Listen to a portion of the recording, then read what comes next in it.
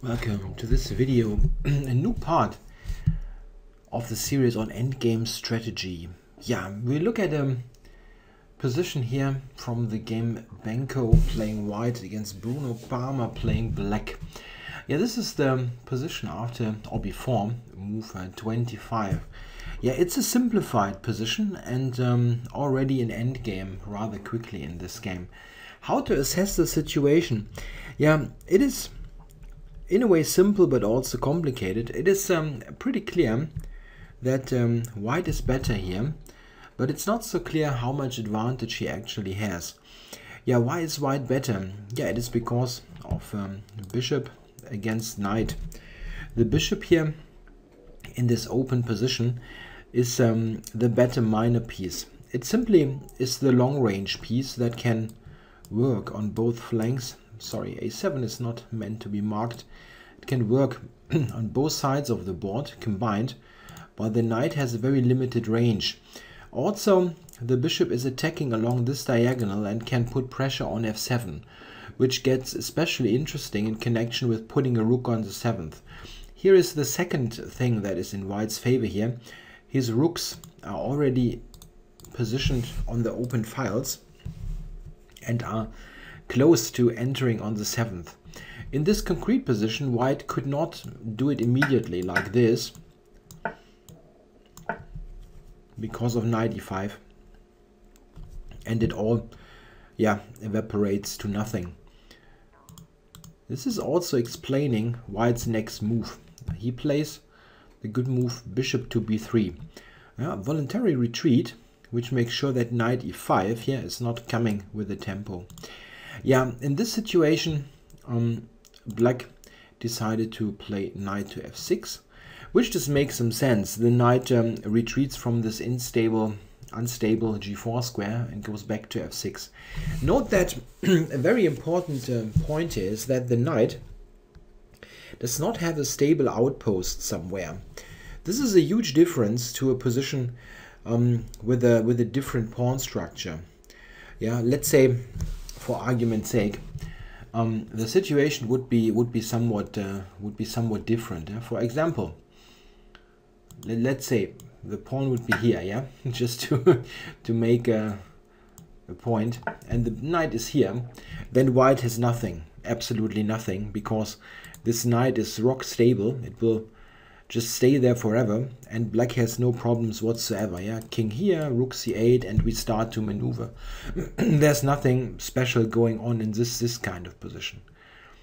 In the game, however, going back, in the game, however, this knight, after bishop b3, knight f6, we see that this has no stable outpost. It can never be posted anywhere where it is safely protected and cannot easily be pushed away.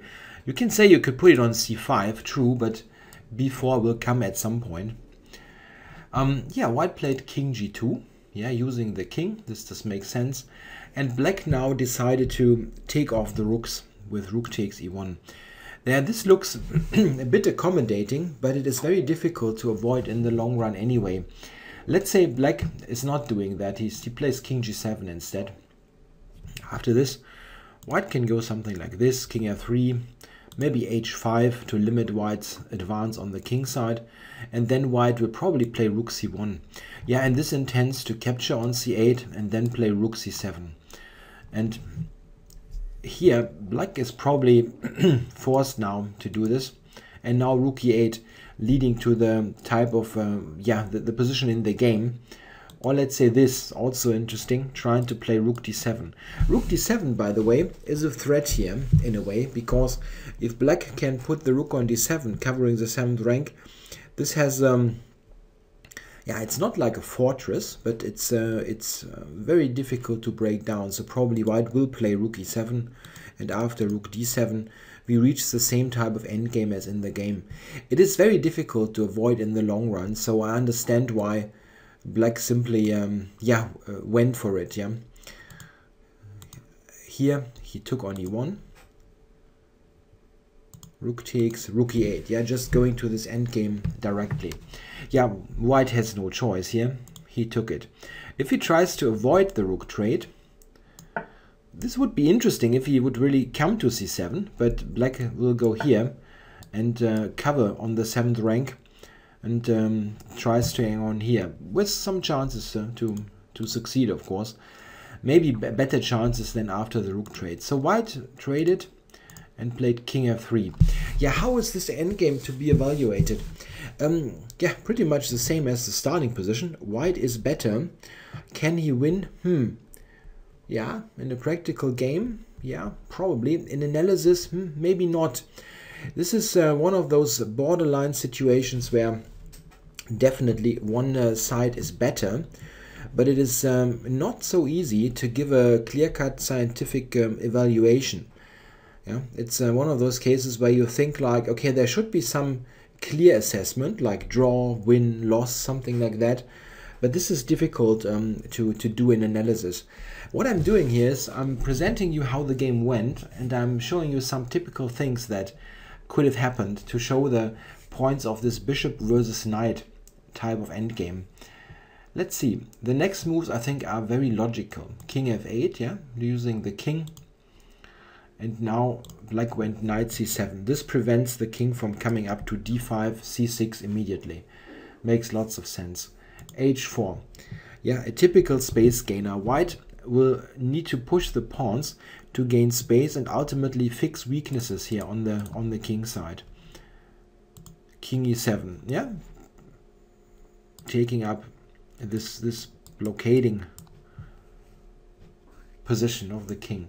It's not so easy now for white to break through. If we see the knight is covering this, the pawn is covering c5, and so on. So black has some sort of defensive setup. White is gaining space. f4, h6. Note that here a move like f5, yeah, would be a huge mistake. White will go up and will come ultimately to g8 to attack those pawns on light squares. Yeah, that's a big mistake. Yeah, black played not f5, but h6. This is better, just staying in a way. White now went bishop c4. That's a very typical move. Not a move that is, it's not necessarily the best one, like g4 was also okay. But it's a very typical thing to put the bishop exactly here, where it exerts this influence on both diagonals, and it limits black's bishop. Black's knight. The knight is somewhat dominated now, like a6, b5. Those squares are all controlled by the knight. Note that also white is of course enjoying a space advantage.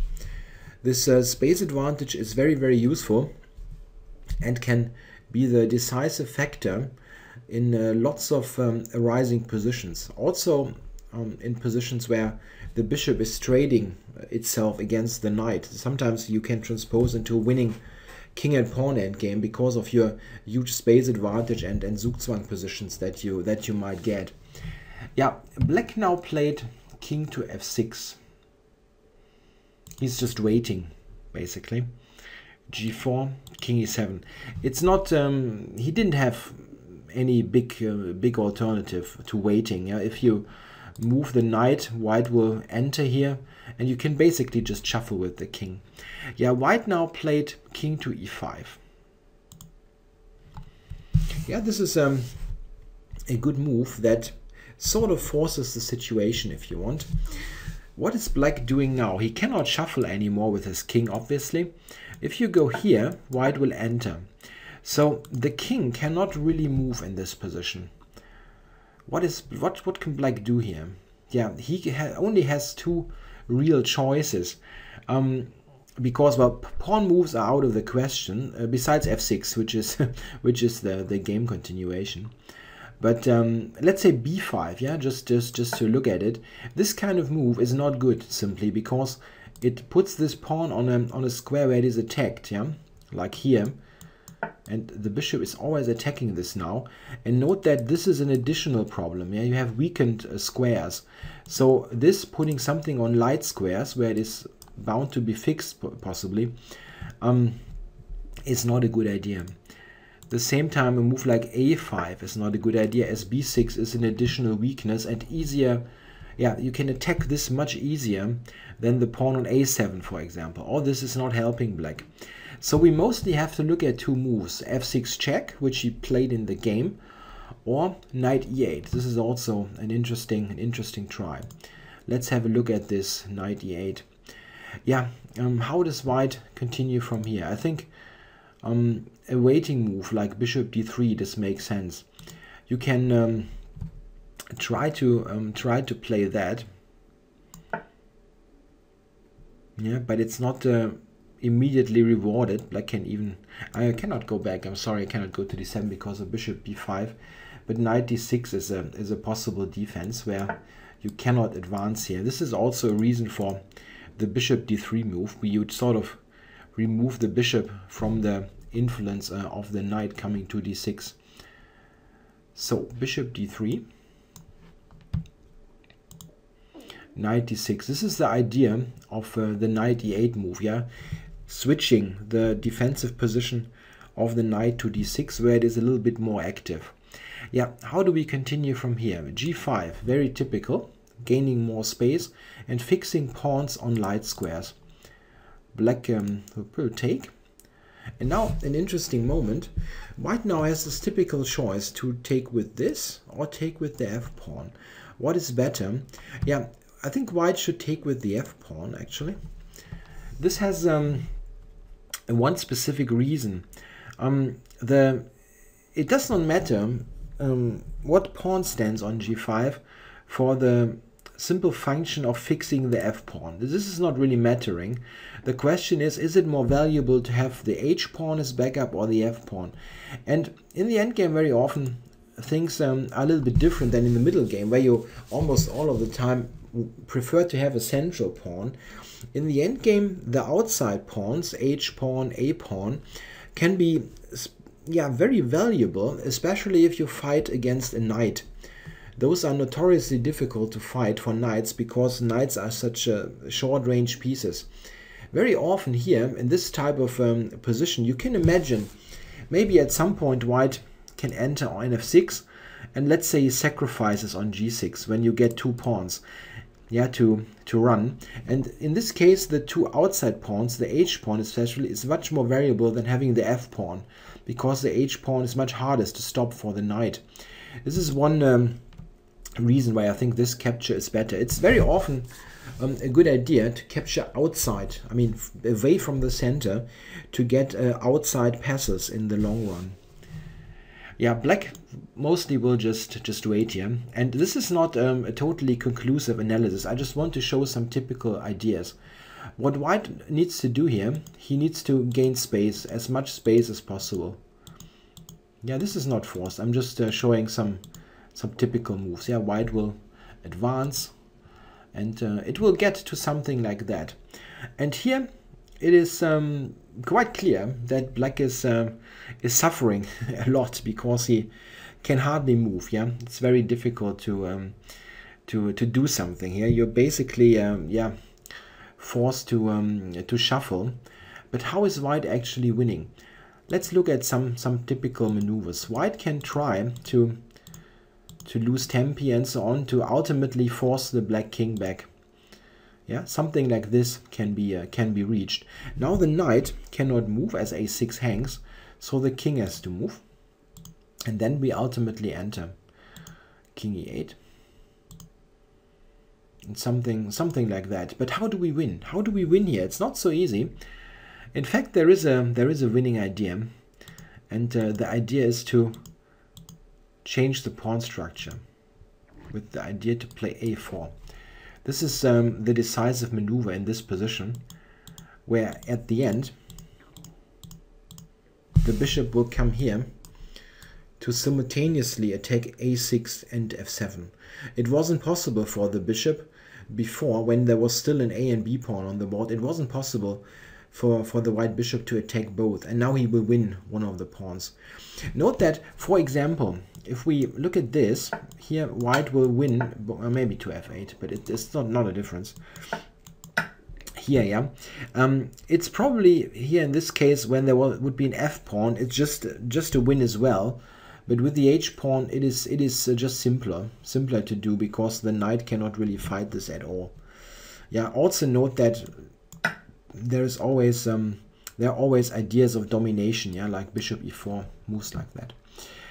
Yeah, so this is ultimately getting to a Zugzwang type of position, where you use your long-range piece to lose and gain tempi, and yeah, at the end attack the weaknesses that the knight and king cannot defend. Just a typical development in this kind of endgame. It's not a forced analysis. I just want to show typical ideas. So I'm going back to the start of it. King e5. Yeah, black decided to play f6. I think this is actually the better defense, yeah, than a better defense than knight e8. f6, yeah, white went back. So king e5 has provoked this this pawn move. Black now went king to f8. Yeah, here there is again a case where something else could be tried. For example, knight e8. Again, this regrouping now that f6 has been played. Yeah, how does white continue from here? Yeah, king d5, knight g7, king c6. This is very logical, and looks, at first it looks like this is like an easy win, but it's not that easy. Black can play for counterplay with f5. Yeah, the idea is that if white takes, we all of a sudden get the h-pawn as black. Not very advisable. So g5, of course, is better. Black takes. This is absolutely necessary to get some sort of counterplay. If you play this and you cannot even go to h5, then white wins very simply, actually, because this is a total domination of the knight. The king cannot really move as bishop f7 comes, and here white will just yeah, push on the queen side and then enter with decisive effect. It's a pretty simple win. So black has to take it, and again it's this capture. Here it is for concrete reasons. If you take like this, black will immediately get the pawn. Even this is not totally clear if black saves himself, but it's just much better to take with the f-pawn.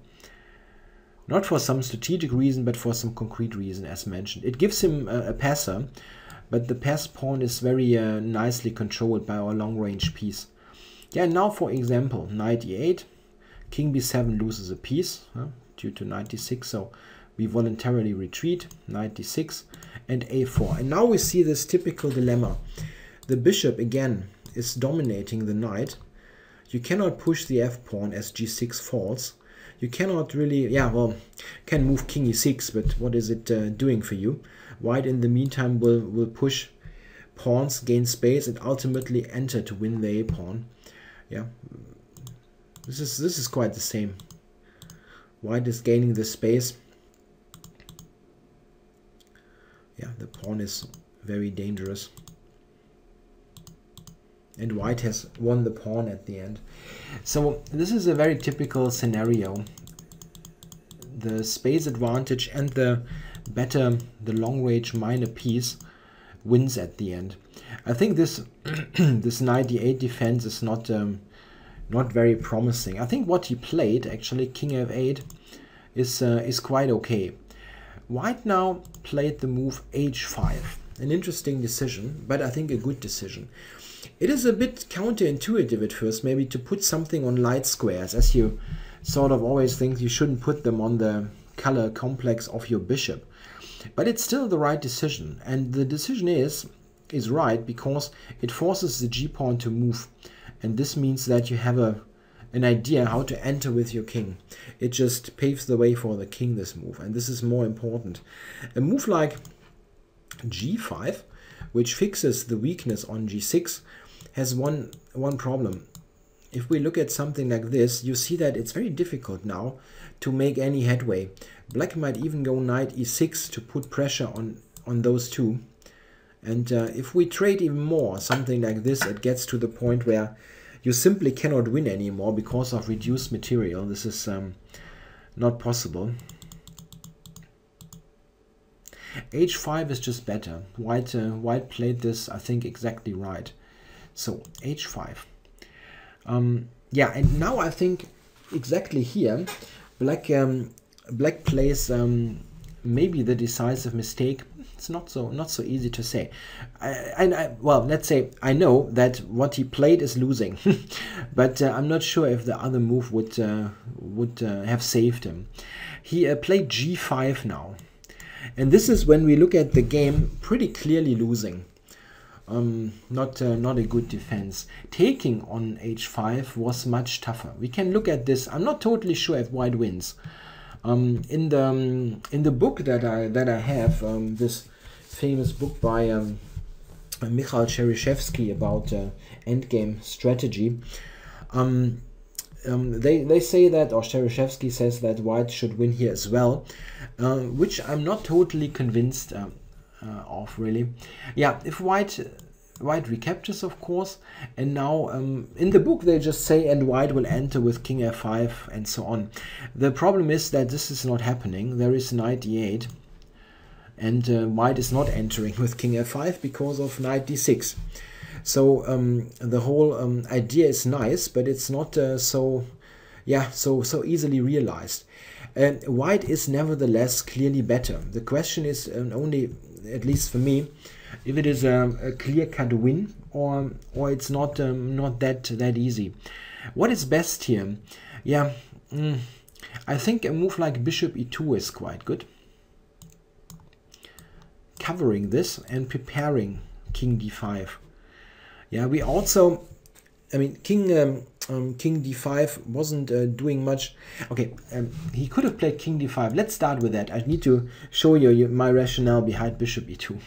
We can also start with this king d5 and try to enter immediately. Knight g7, bishop e2, king e7, king c6. This kind of thing is very good for white. Black is getting this pawn, but white is getting this on a7. Yeah, white still has chances here with the pawn here that will emerge on the queen side. But if it's a win, it's not that clear. If you start with bishop e2, here, start with bishop e2. It's not so. Sorry, not here. Start here with bishop e2. It is much more interesting. The reason is now if black plays knight g7, you have this additional move. You're not going king d5. You're limiting the knight along those diagonals.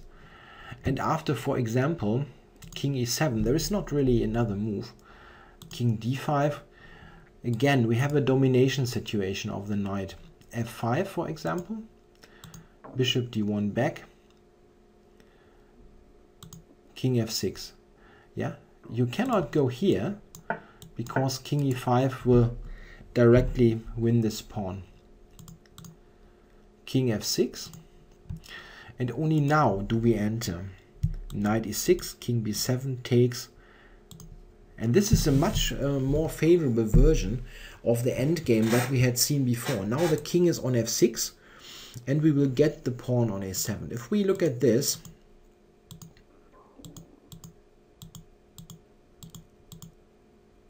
we see that white is rerouting his king towards here, and then he will push the pawn.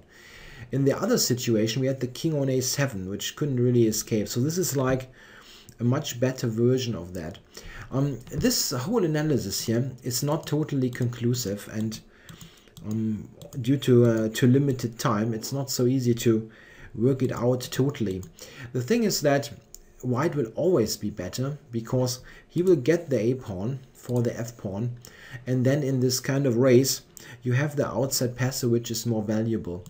This version here with bishop e2, if we go back to the initial position here, this version with bishop e2, bishop g4 is just a little bit better in comparison. By the way, after bishop e2, instead of knight g7, black can also try king e7, of course, after which we now have the chance to enter, yeah, going all the way to g6. Black cannot really prevent it, and king f7 we get this check. So it is also very much favorable for white, but it is not as easy as after g5. After g5 in the game, white of course captured and went king f5, yeah, invasion. King g7, the only move, king e5, and we combine these ideas. This is also a great square. Black covers that, and we enter with the bishop. Okay, now we're in a position where we are really dominating proceedings. This bishop is covering g4 nicely, nothing happening there, and black is totally passive. He cannot really move anything great. So what is white doing? We are gaining maximum space. b4, knight e8, and now note that white is playing this in a very strong fashion. b5, yeah, knight f6, a4, putting everything on light squares. Yeah, counterintuitive, but this is ultimately very strong. What white is doing is he's basically claiming, okay, at the end I will win this pawn, not much that you can do about it, and I rather have my pawns advanced beforehand before I take the pawn, because at the end I need to promote them. So I advance them first, and only then do I start this march to win the a7 pawn. This is happening now. White is improving his pieces to the utmost. Yeah. And now we are heading to a7.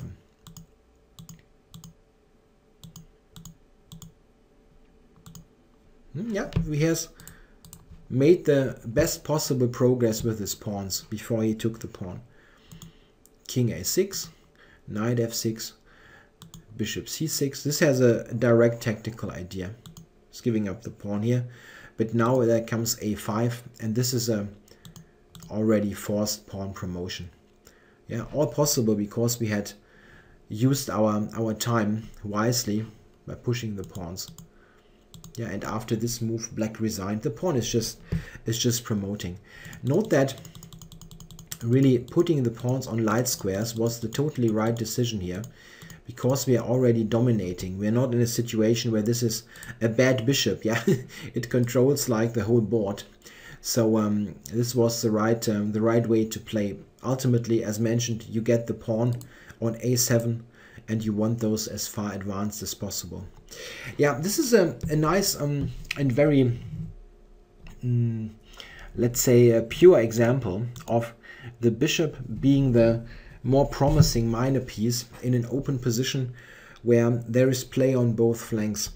It is clear that white is better, as mentioned quite often, but it's not so clear if you can really win. What you can do, however, is you can make those little improving maneuvers and moves that increase the pressure on your opponent, and with good maneuvering you very often will be able to win the game. It is not totally clear to me if this is a win in some lines. Would be an interesting project if you have hours and hours to really determine the win, or find out if there is a win. But it's quite clear that you should always try to use your advantage here of the better minor piece. This was meant to give you some ideas and typical maneuvers at hand. So if you get to this situation, to make the best out of it and put pressure on the opponent as much as possible. Yeah, I hope you enjoyed this example of endgame strategy, bishop against knight. Thanks for watching.